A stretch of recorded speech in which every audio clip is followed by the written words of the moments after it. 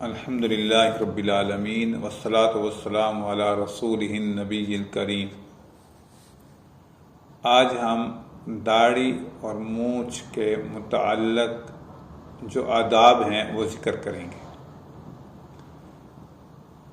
Number 1، پہلا ادب، داڑھی کو بڑھایا جائے اور مونچھوں کو کٹوایا جائے۔ مسئلہ سمجھ لیں، داڑھی ایک مشت رکھنا واجب ہے، اس سے کم کرنا گناہ ہے۔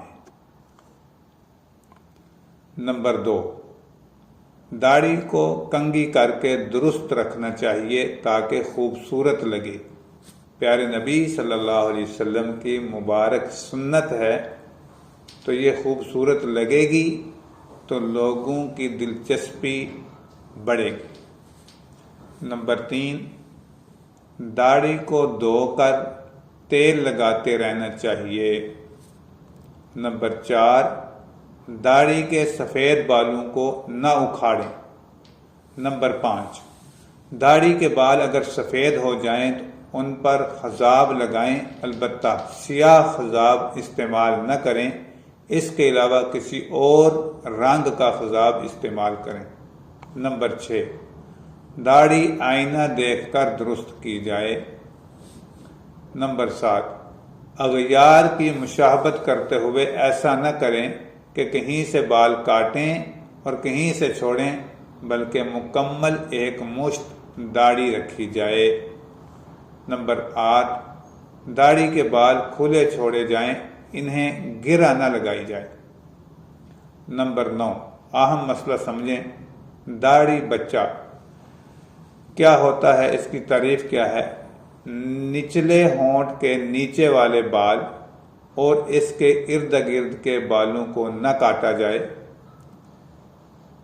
یہ بال بھی داڑھی کا حصہ شمار ہوتے ہیں۔ نمبر 10، مونچھوں کو تراش کر پست کیا جائے، کم کیا جائے، اتنی بڑی مونچھیں نہ رکھی جائیں جو کھانے پینے کی چیزوں میں خلل پیدا کریں۔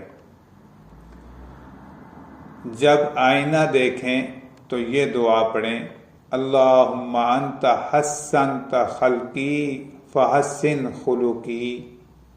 ترجمہ، اے اللہ، آپ نے میری صورت اچھی بنائی ہے تو میری سیرت کو بھی اچھا بنا دیجئے۔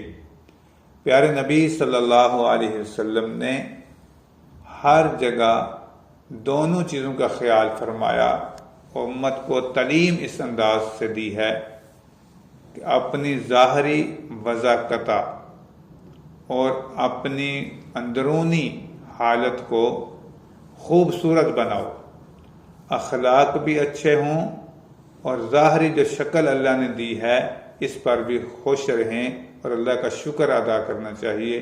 اللہ تعالی ہمیں تمام آداب کا خیال رکھنے کی توفیق عطا فرمائے، آمین۔